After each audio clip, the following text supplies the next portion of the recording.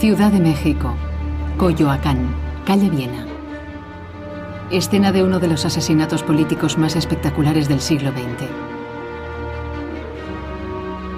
El último refugio del héroe de la Revolución Rusa y líder legendario del Ejército Rojo, León Trotsky. El 20 de agosto de 1940 fue atacado por detrás por Ramón Mercader, alias Frank Jackson, con un piolet, por orden de Joseph Stalin. Cuando se incorporó el abuelo, estaba bañado en sangre, con los lentes rotos, y estaba en el marco de la puerta. Al llegar apresuradamente Natalia le indicó Jackson, nada más dijo esto, como querían decir, por ahí vino el atentado que esperábamos. 26 horas después, Trotsky había muerto. Durante 43 años de mi vida consciente he sido un revolucionario. He luchado bajo la bandera del marxismo. Si pudiera volver a empezar, por supuesto intentaría evitar algún que otro error, pero nunca cambiaría mi enfoque principal. Podemos decir que en su vida hubo muchas interrupciones, muchos momentos álgidos y una caída en picado. Si Shakespeare hubiese vivido en el siglo XX, Trotsky habría sido, sin duda, uno de los héroes de sus famosos dramas. Trotsky, el revolucionario.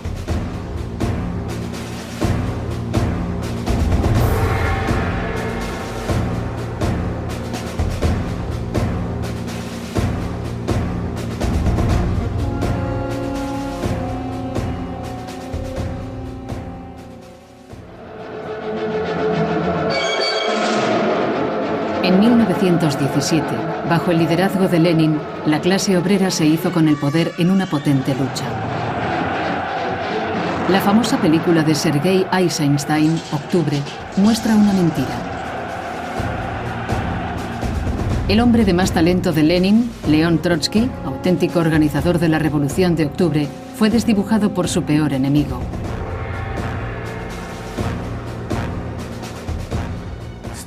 Stalin empezó muy pronto a eliminar la figura de Trotsky. Cuando pidió supervisar la película de Eisenstein sobre la Revolución de Octubre, su propósito era distorsionar la imagen de Trotsky. Esta falsa impresión dio entonces la vuelta al mundo.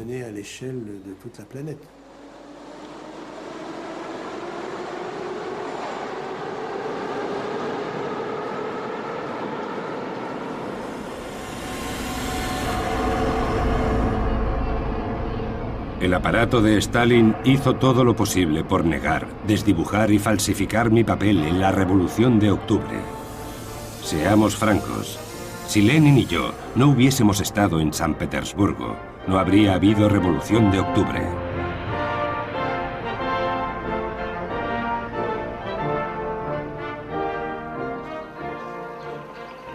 La capital rusa, en 1917, fue el escenario del drama revolucionario que cambiaría el destino de Rusia para siempre.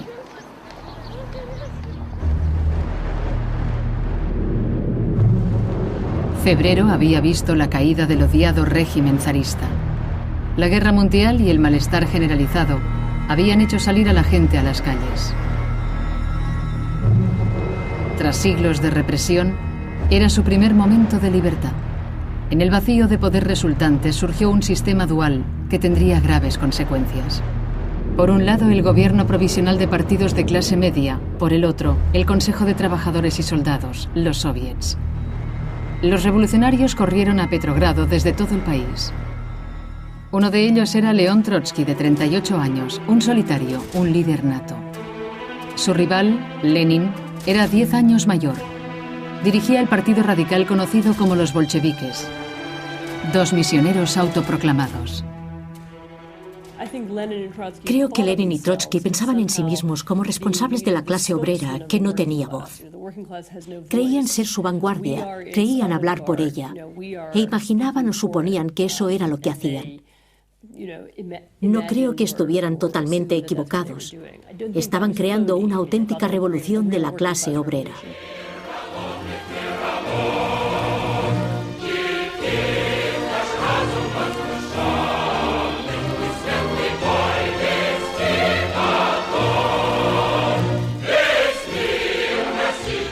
Al derrocar al antiguo orden, la esperanza era crear un mundo mejor, sin explotación ni privaciones. El eterno paraíso de la clase obrera.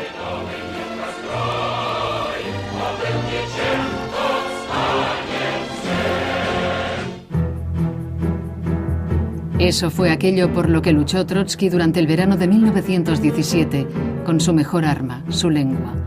Sacudiría a las masas durante 20 horas al día, por todas partes, en las fábricas, los teatros, las barracas. El poder de atracción de Trotsky surgía de la creencia fanática en la idea. Ningún orador puede ser convincente si no cree en el poder de sus palabras. De ahí salía su carisma y el magnetismo que transmitía al público. Desde su llegada, Trotsky había sido miembro de los soviets. Estaba entre todas las líneas políticas. ¿Cómo hacer una revolución? Lenin, que había discutido con Trotsky sobre ese tema durante años, se ofreció, sorprendentemente, a colaborar con él. Pero Trotsky rechazó la oferta.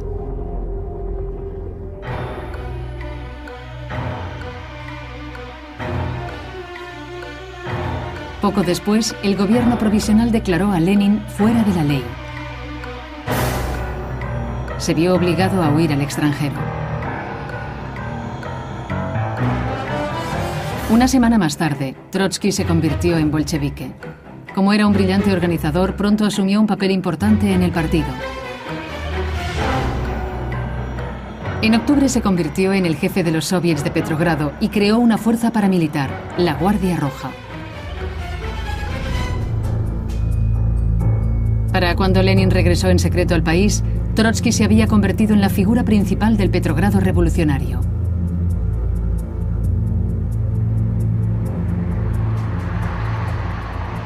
Lenin pidió con insistencia un alzamiento armado contra el gobierno burgués. Trotsky debía organizarlo, pero en la cúpula del partido muchos creían que el éxito no era posible.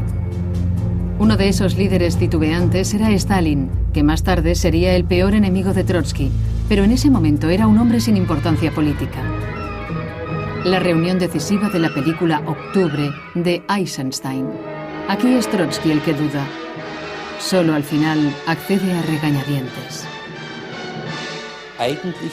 En realidad fue Stalin el que dudó.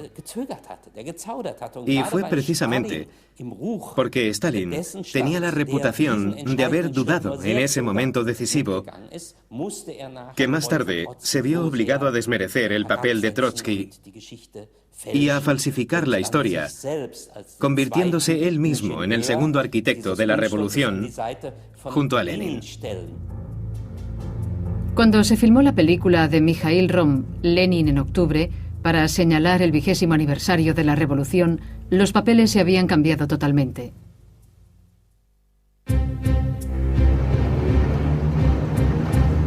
De hecho, fue un brillante movimiento de Trotsky lo que supuso el poder para los bolcheviques. Siguiendo sus órdenes, la Guardia Roja cruzó las calles de Petrogrado, ocupando inadvertidamente puntos estratégicos y posiciones clave, fábricas, oficinas del gobierno o barracas.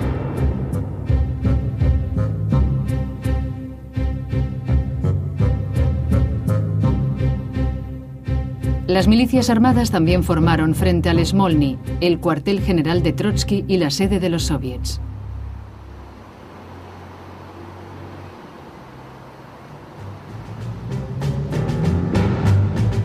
Fue aquí, a la 1 de la tarde del 7 de noviembre, donde declaró la deposición del gobierno provisional. Cuando la noticia del golpe bolchevique se extendió por el país, hubo oposición. Trotsky dijo a los críticos que se fueran allá donde debían estar, entre las cenizas de la historia.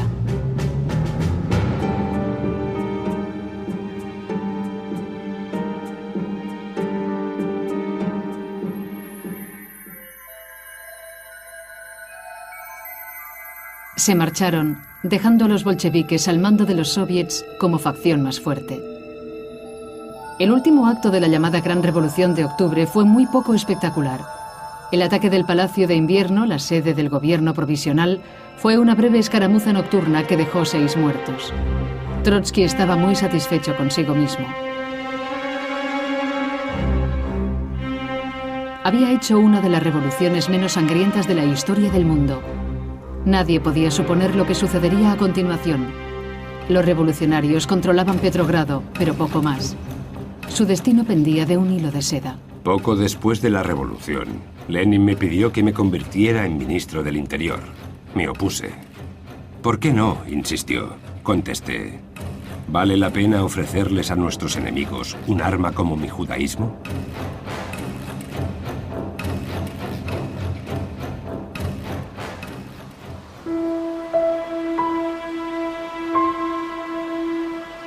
León Trotsky había nacido 38 años antes del día previo a la Revolución de Octubre, el 7 de noviembre de 1879. Su nombre era entonces Lev Davidovich Bronstein. La vida en el pequeño pueblo ucraniano de Yanovka era dura y monótona.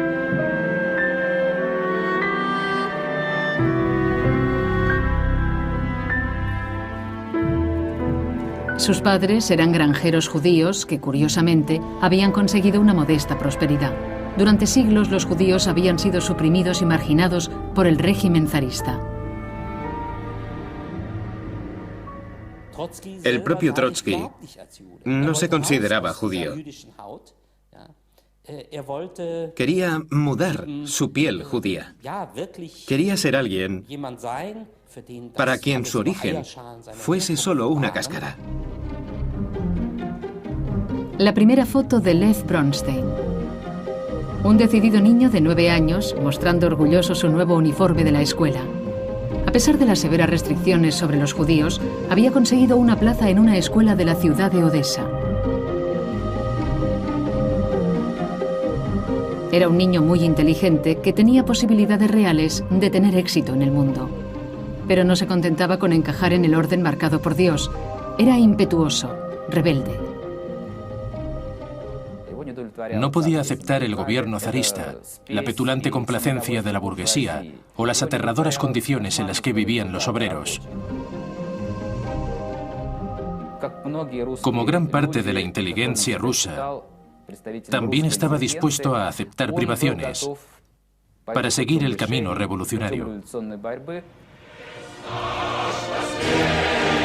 En 1896, junto con otros individuos de ideas similares, Bronstein fundó una liga de trabajadores en la región de Odessa.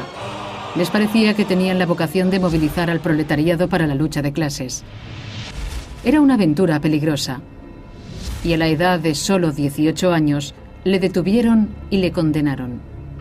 Mientras estaba en prisión preventiva, Bronstein se casó con su compañera de armas, Alexandra Sokolovskaya, 6 años mayor que él. Un destello de luz en el viaje hacia el destierro. Era una vida oscura, aturdidora, lejos del mundo.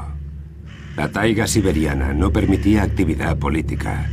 Vivía entre el bosque y el río. Las cucarachas se arrastraban por la mesa, la cama y la cara. Mi vida estaba llena de libros. Estudié a Marx mientras apartaba las cucarachas de las páginas.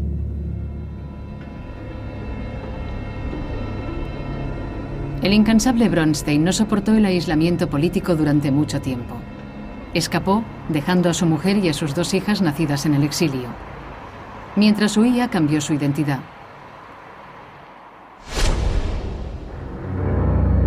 Lev Bronstein se convirtió en León Trotsky. A sus 23 años tenía un oscuro sentido del humor.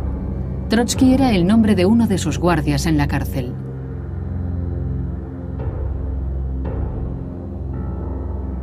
En Londres encontró a Vladimir Ilich Ulyanov, más conocido por el nombre de Lenin. Un frío estratega que creyó ver en Trotsky un pupilo dispuesto. Le envió en un viaje de estudios por media Europa. En París buscó un piso y encontró la felicidad. Se enamoró de una revolucionaria estudiante de arte llamada Natalia Sedova. Empezó un período despreocupado. Olvidó a su familia de Siberia. Pero la revolución siguió siendo el centro de la vida de Trotsky. Con la ambición de convertir el mundo en un lugar mejor, pronto desarrolló sus propias teorías y se distanció de su mecenas.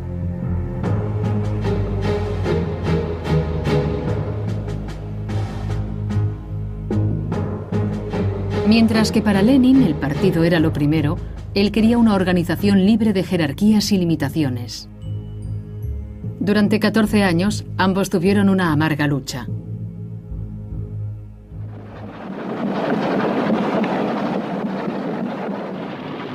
En San Petersburgo, en 1905, Trotsky puso a prueba por primera vez su visión de la revolución. Tras sangrientos disturbios, el exiliado declaró la guerra al régimen zarista ante millares de personas. En octubre le eligieron jefe de los soviets, el primer consejo de trabajadores del país. A los 26 años se había convertido en portavoz del pueblo. Para Trotsky, 1905 fue un año decisivo. Dejó su huella en las acciones de los soviets de San Petersburgo durante los 52 días de su existencia. Pasó de ser un periodista revolucionario a adoptar el papel de organizador revolucionario.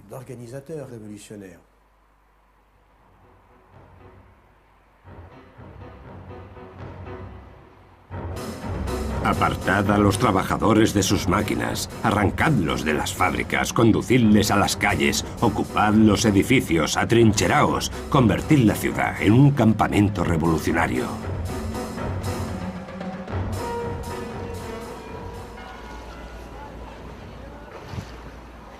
El ensayo general fracasó. Los soviets fueron aplastados. Trotsky fue nuevamente detenido.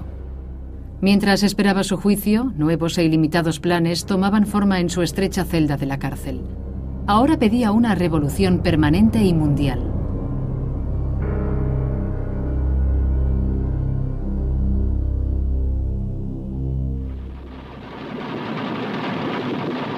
Después de un año llegó la condena. Exilio nuevamente. Nuevamente Siberia. Esta vez de por vida. Pero antes de que su tren llegase al círculo polar, Trotsky consiguió escapar. Sus posibilidades eran pocas. Tenía que cruzar centenares de kilómetros de taiga no habitada. Durante los 7 años siguientes, Trotsky vivió en Viena. El revolucionario sin hogar se ganó la vida como periodista y editor. Frecuentaba el famoso Café Central, el punto de encuentro de los intelectuales vieneses. Todo el mundo conocía al incansable emigrante. Mientras el zar siguiera gobernando Rusia, no podría regresar. Fue un tiempo de espera. Y de coleccionismo, arte, historia, ciencia. Le fascinaba particularmente el psicoanálisis, los poderes del inconsciente, los mecanismos de la manipulación.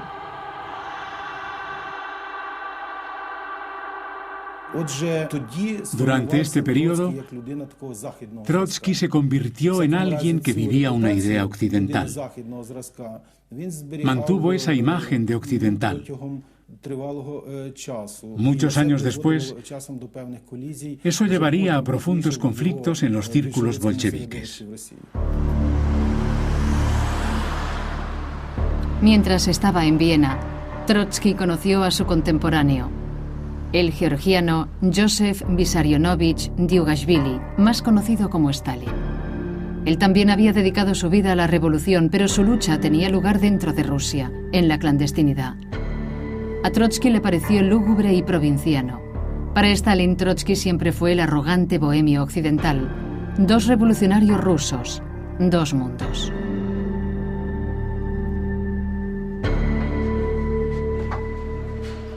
El 1 de agosto de 1914, Trotsky tuvo que abandonar Viena. Europa se movilizaba para la Gran Guerra. Trotsky era enemigo tanto de los aliados de Rusia como de sus oponentes. Fue perseguido ciudad por ciudad. Zúrich, París, Madrid, Nueva York, el corazón del capitalismo, el último refugio del revolucionario ruso. Fue allí, en febrero de 1917, donde oyó la noticia que había estado esperando durante años. El zar había sido depuesto. Las masas habían tomado nuevamente las calles de Petrogrado. La prensa de Nueva York me acosó. Había millares de preguntas desde todas partes que se resumían en ¿y ahora qué? Vamos para allá, dije. Todo el mundo creyó que era una broma.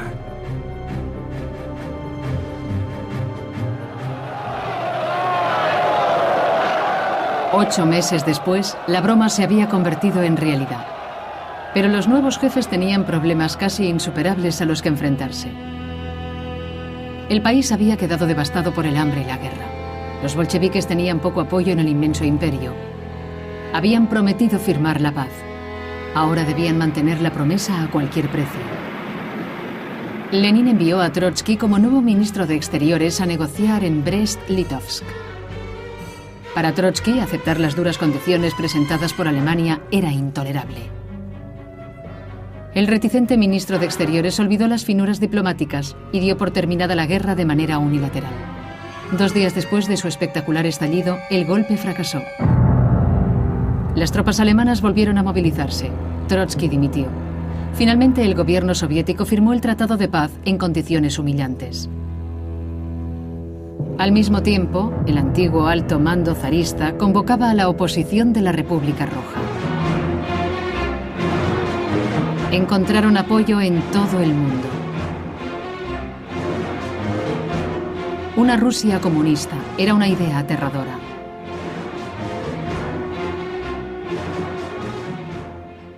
Los bolcheviques no tuvieron más opción que luchar. Creo que afectó a su mentalidad a esa idea de ser un pequeño grupo y que todo el mundo estuviera contra ellos. Gran Bretaña, Estados Unidos, todos estaban juntos y listos para luchar contra ellos. En febrero de 1918, el gobierno de Lenin huyó a Moscú, la nueva capital. Su base de poder disminuía día a día. Ya no había fronteras, solo frentes. Entre la espada y la pared, los bolcheviques se movilizaron.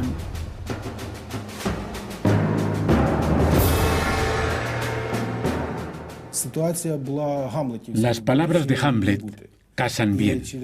Ser o no ser.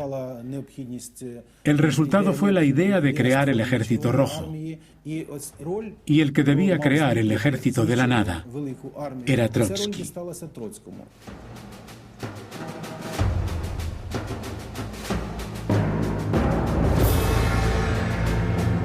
Lenin estaba de muy mal humor. Lo que tenemos es chusma. Su fe en nuestra capacidad de crear un ejército no era muy grande. Así que le dije, instruye a las tropas con disciplina de hierro y competencia. Ah, muy bien, dijo, pero no tenemos tiempo.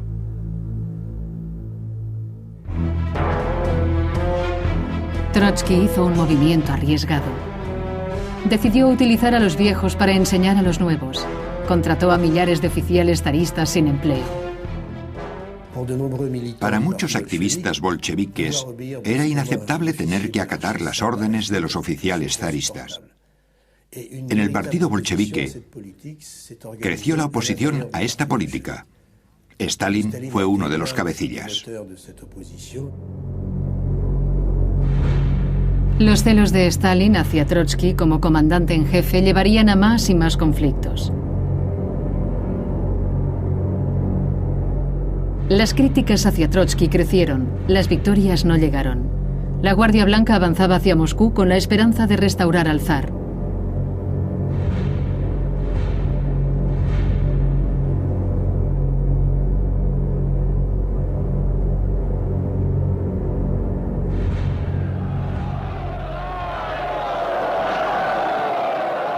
Imágenes de manifestaciones para celebrar el cumpleaños del zar Nicolás II. Para muchos seguía siendo el padre del país. Estaba detenido y Trotsky planeaba un juicio abierto para revelar sus delitos. Pero el 17 de julio, los Romanov fueron ajusticiados en Yekaterinburg. Trotsky estaba en el frente cuando se enteró y defendió la decisión de Lenin. La ejecución de la familia imperial era necesaria. no solo para causar miedo al enemigo, sino también para movilizar a nuestras propias filas. Nos dirigimos hacia la victoria total o a la derrota completa.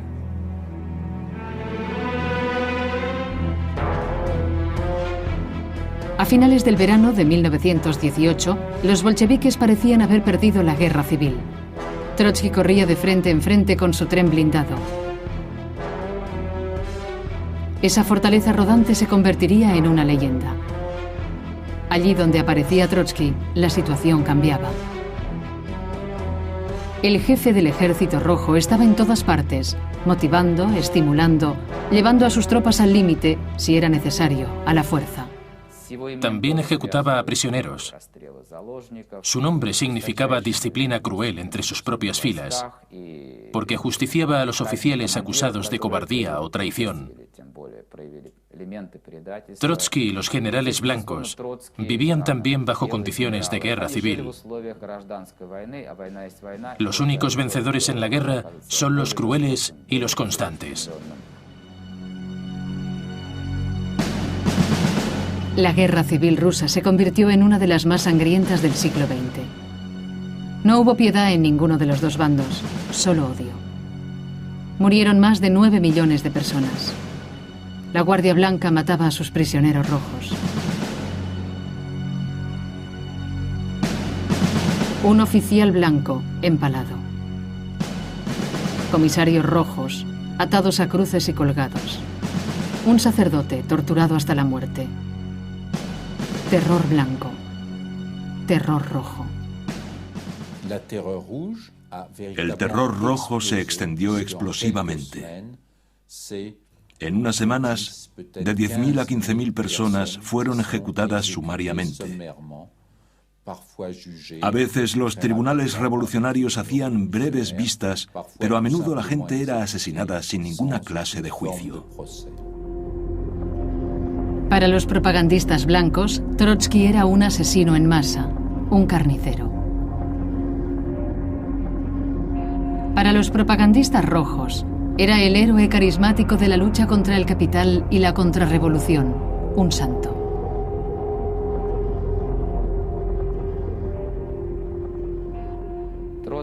Trotsky sabía que la guerra no se ganaría únicamente con las armas. La guerra también se libraba en la mente de la gente. Y eso era precisamente lo que Trotsky más valoraba: la guerra psicológica. Meticulosamente, el comisario supremo de la guerra aprovechó cualquier oportunidad de salir en la foto. Centenares de metros de metraje que más tarde desaparecerían bajo los mandos de Stalin en archivos secretos y armarios ocultos.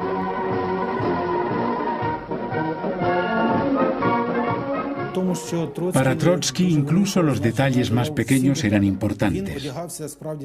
Por ejemplo, llevaba ropa de cuero porque creía que eso reforzaba su carisma, su aspecto democrático. Diseñó su vida en el frente de tal modo que a su alrededor crecieron mitos y leyendas.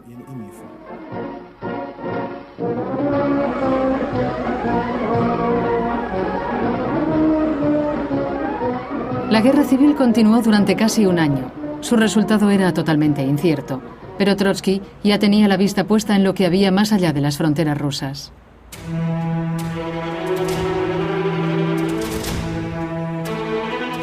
Con ayuda del Ejército Rojo, no solo nos defenderemos, sino que también apoyaremos la lucha del proletariado internacional.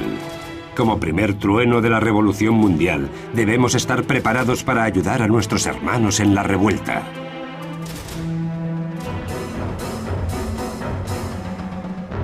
Cuando terminó la Gran Guerra, hubo chispas revolucionarias que estuvieron a punto de estallar en Berlín, Múnich, Viena y Budapest. Pero fueron una gota en el mar. Los alzamientos locales fueron brutalmente aplacados. La prometida ayuda fraternal de Rusia no se materializó. Los soviéticos estaban demasiado ocupados intentando asegurar su propia supervivencia.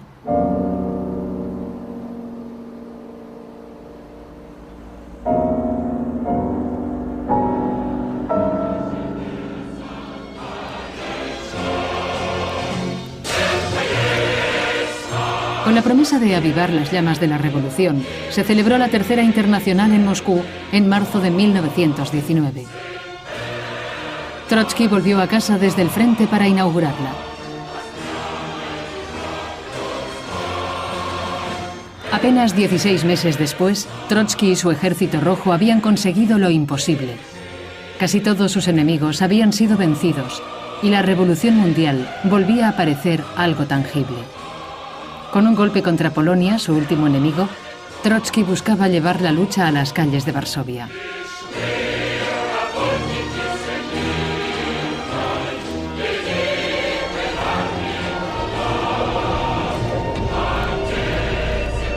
Pero a las puertas de la capital polaca, los sueños de Trotsky se desvanecieron. El ataque fracasó. Igual que antes, Stalin actuaba por iniciativa propia. Hacía caso omiso de las órdenes de su comandante. Para Trotsky, esa fue la principal causa del fracaso.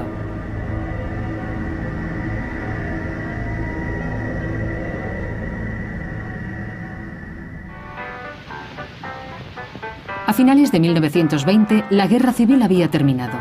Una sexta parte de la tierra estaba bajo mando bolchevique, apoyado por los 5 millones de soldados del Ejército Rojo al mando de Trotsky. El espectro del comunismo asolaba al mundo. Ver a los judíos saludar mientras pasaban los campesinos reclutados era exactamente lo que atraía el oído de sus oponentes. Podían presentar el bolcheviquismo como una toma de poder de los judíos en el corazón del imperio. Y, por supuesto, Trotsky era la figura más visible. En Trotsky, los antisemitas habían encontrado una figura de odio, y también los anticomunistas.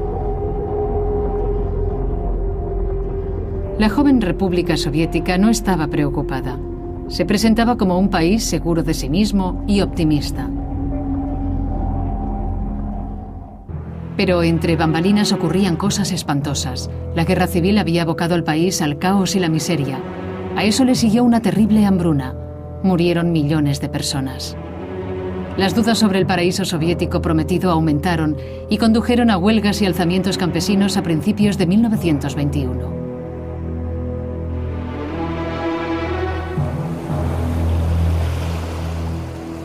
Entre los descontentos estaban los antiguos héroes de Trotsky de la Revolución de Octubre, los marineros de Kronstadt, con los que había atacado el Palacio de Invierno. Se amotinaron exigiendo pan y nuevas políticas.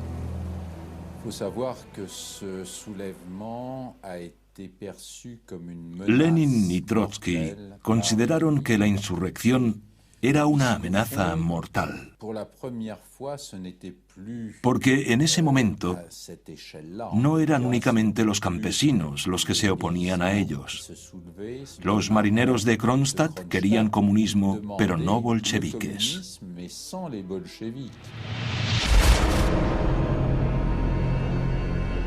La dureza y la fuerza extrema son de las leyes más importantes de la revolución. El poder no puede compartirse con nadie. Si te detienes a medio camino, no es una revolución, sino un aborto.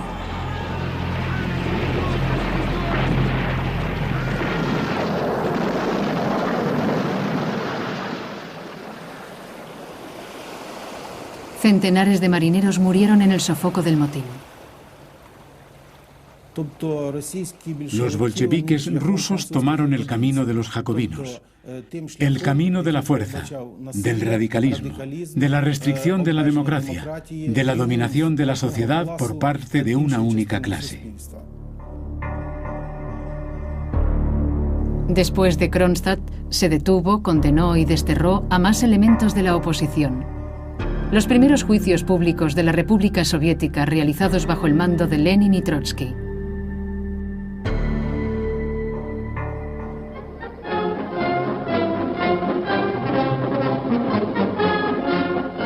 ...7 de noviembre de 1922... el 5º aniversario de la Revolución de Octubre. Trotsky dirigía las celebraciones en la Plaza Roja en lugar de Lenin, que llevaba meses gravemente enfermo. Era el sucesor secreto de Lenin, que estaba ahora en la cumbre de su poder. Su gran rival, Stalin, seguía en segundo plano.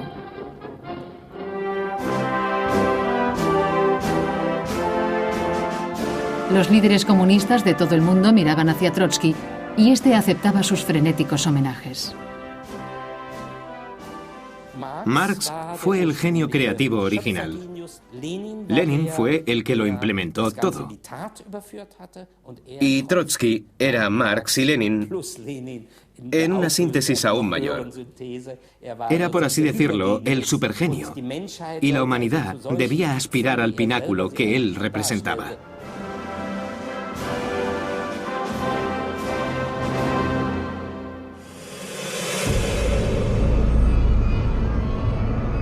Pero la fortuna de Trotsky empezaba a darle la espalda. Lenin, su principal apoyo, estaba cerca de la muerte. Su testamento demostró ser profético. Advirtió al partido del exceso de seguridad en sí mismo, de Trotsky, y de la incontrolable ansia de poder, de Stalin.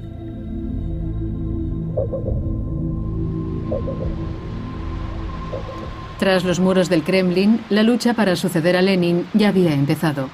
Mediante sus poderes de patrocinio, el nuevo secretario general del partido, Stalin, iba creando un leal grupo de cortesanos.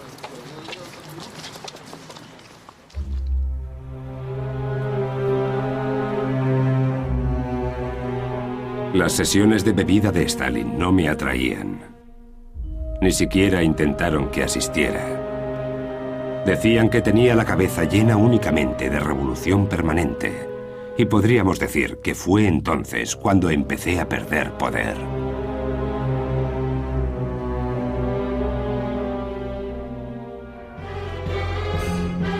En octubre de 1923, la rivalidad salió a la luz. Tras unos violentos ataques de Stalin, Trotsky contestó acusándole de querer dividir al partido y hacerse con su liderazgo. Primero, Trotsky dijo que Lenin le había pedido que fuera su sucesor. En otras palabras, se designó a sí mismo como el que debería haberlo sucedido. Pero después, él le había dicho a Lenin que como judío no podía asumir ese puesto. Y al hacerlo, se había invalidado a sí mismo.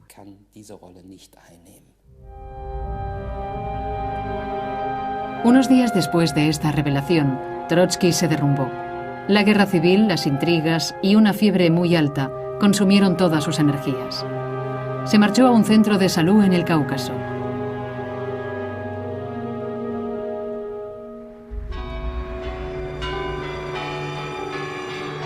Cuando Lenin murió en 1924, Trotsky estaba a centenares de kilómetros de Moscú. Stalin le envió la fecha errónea del funeral. Así que fue el único ausente de toda la cúpula.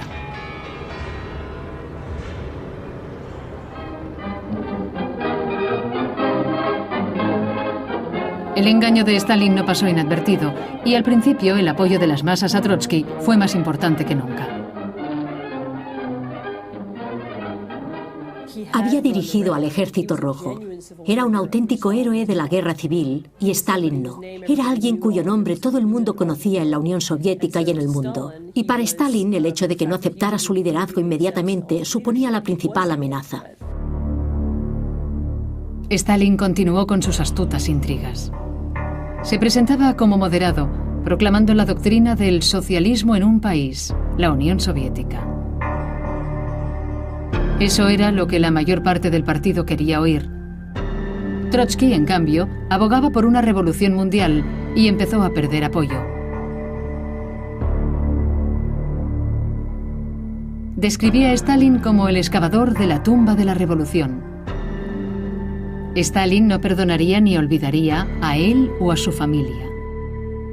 Poco a poco se hizo con el poder de Trotsky. En 1925, Trotsky perdió su cargo como jefe del Ejército Rojo. En 1926, su butaca en el Politburó. En 1927, su lugar en el Comité Central. Las últimas fotos de Trotsky en Moscú, en el funeral del jefe de la policía secreta, Félix Dzerzhinsky. Había pasado a ser el hombre que seguía la estela de Stalin.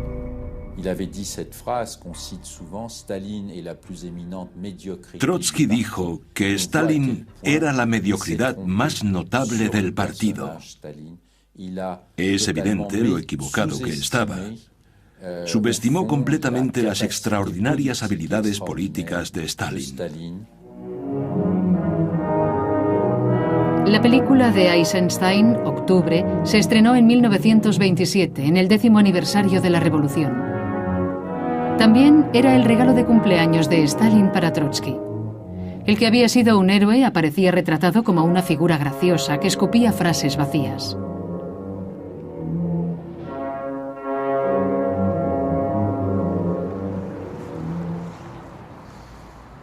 En cuestión de días, Trotsky fue expulsado del partido de Lenin, detenido y desterrado una vez más, esta vez por sus camaradas.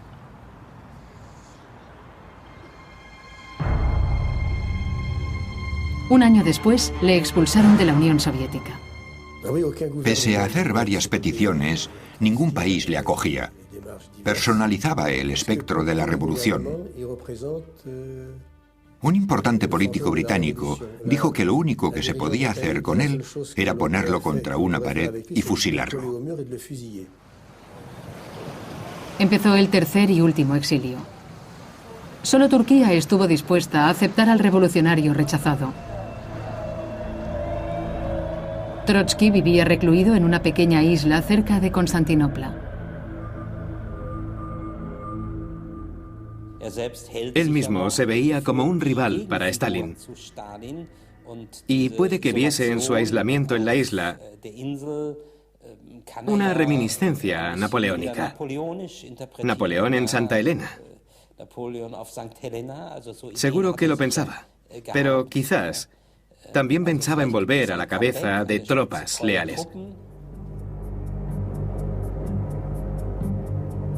La vida es una nuez difícil de abrir. Si no quieres resignarte ante los acontecimientos, solo puedes conseguirlo dominado por una gran idea que te eleve más allá de tu destino personal.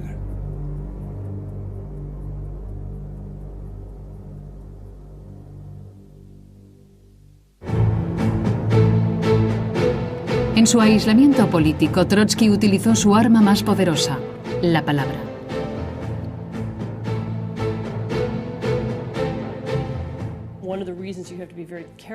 Uno de los motivos por los que hay que tener cuidado a la hora de leer lo que escribió Trotsky es que más tarde cambia su visión, altera su propia historia y cuando escribe sus memorias de revolucionario, las memorias de su vida, deja cosas fuera y cambia cosas para demostrar que él era el bueno y que Stalin era un aburrido burócrata.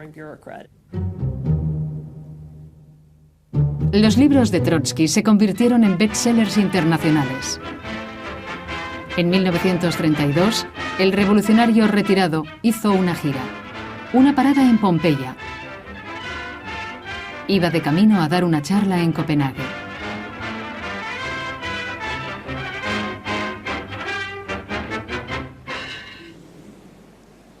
Trotsky volvía a estar en su elemento. Hablaba frente a grandes audiencias, en alemán. Los campesinos alzándose desde su estatus medieval. No puede generalizar políticamente su propia rabia.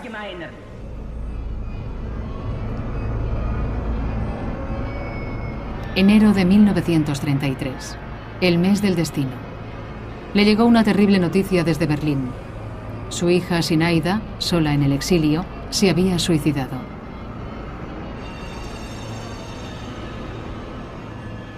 La muerte de mi madre. El suicidio, pues sí, fue un golpe duro también. Fue un golpe muy duro.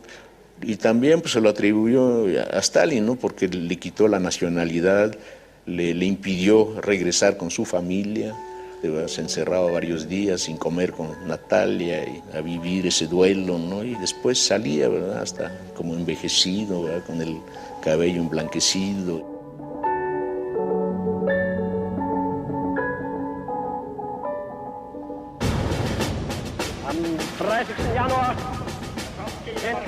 Ese mismo mes, finalmente tuvo que abandonar cualquier esperanza de revolución proletaria en Alemania. Era la edad de los dictadores. Hitler en Berlín, Stalin en Moscú. El gran líder del pueblo soviético había degradado sistemáticamente no solo a sus rivales, sino también a sus antiguos aliados. Ahora se disponía a eliminarlos.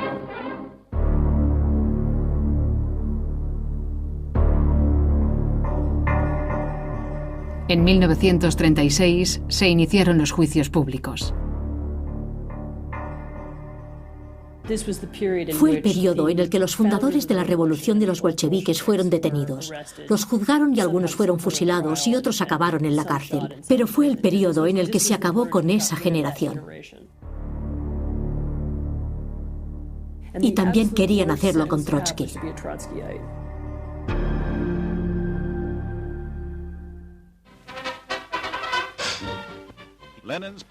El compañero de Lenin y comandante del Ejército Rojo encuentra refugio en México. Ha sido derrocado y exiliado por Stalin, obligado a ir de un país a otro. México le ha invitado.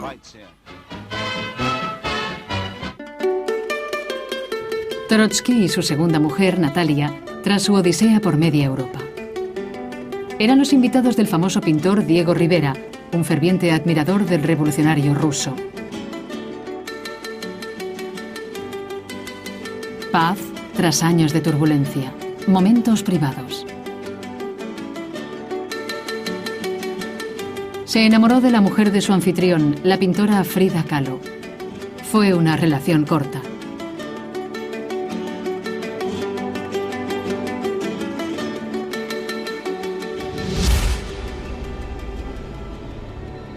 Mientras tanto, en Moscú, Trotsky fue condenado a muerte como agente fascista.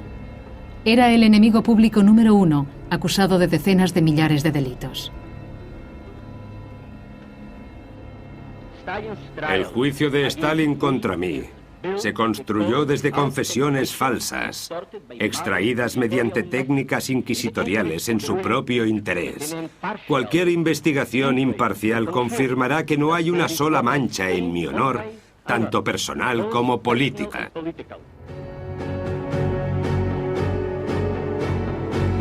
La apelación de Trotsky cayó en oídos sordos.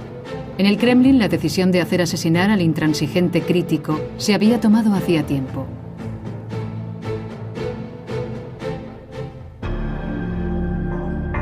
En 1939, Trotsky se mudó a su nueva casa del número 19 de la calle Viena, que se había convertido en una fortaleza.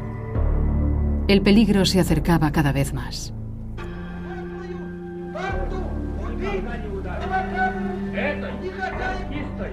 Para esa banda de trotskistas malditos 3 veces solo puede haber una condena: fusilarlos. Los perros fascistas merecen la muerte de un perro.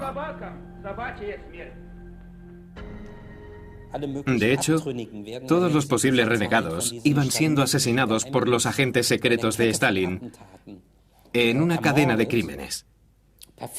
Estaba perfectamente organizada. La red se cerraba gradualmente a su alrededor. Sin embargo, Trotsky nunca fue consciente de lo estrecho que era el lazo. Seguía esperando que su hijo, detenido en Moscú 2 años antes, estuviera todavía vivo.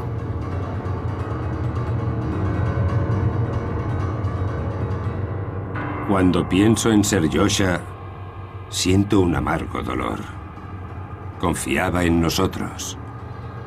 Y el resultado ha sido que lo hemos sacrificado. Quizás mi muerte lo salve.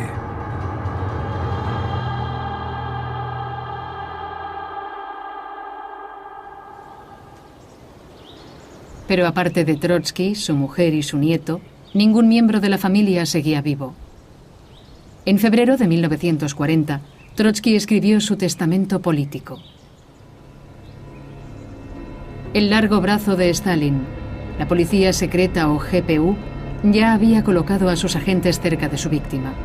La noche del 23 al 24 de mayo de 1940, consiguieron meterse en su casa. Pues yo dormía en la recámara vecina, muy tranquilamente, y de repente desperté desde afuera del jardín, las tiraron en la recámara, ¿no? Mía. Y se oyó un ruido y empezaron unas llamaradas y yo salí, pero de estampida, ¿verdad? Pensando que la casa iba a volar en pedazos, ¿no? Y de repente ya oímos la voz del abuelo, ¿verdad? Lleno de vida, estaba eufórico de haber salido inerme del atentado.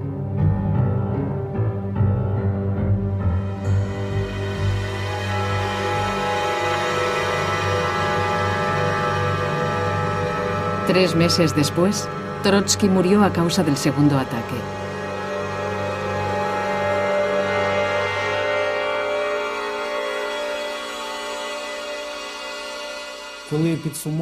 Cuando pensamos en su muerte, hay que pensar que Trotsky fue víctima de la maquinaria que él había ayudado a crear. Todos los bolcheviques abogaban por la dictadura del proletariado, una dictadura de fuerza. La violencia como modo de llevar la felicidad a la gente. Si alguien ve a Trotsky como víctima, fue entonces una víctima que construyó su propia guillotina. Decenas de millares de personas se amontonaron en las calles para su funeral. En México, su asesino recibió la condena máxima, 20 años de cárcel. Los soviéticos le otorgaron la Orden de Lenin. Y aunque estamos ensayando con nuestra revolución, mucho susto te hemos dado, capitalista ladrón. Cárdenas siendo del pueblo y viendo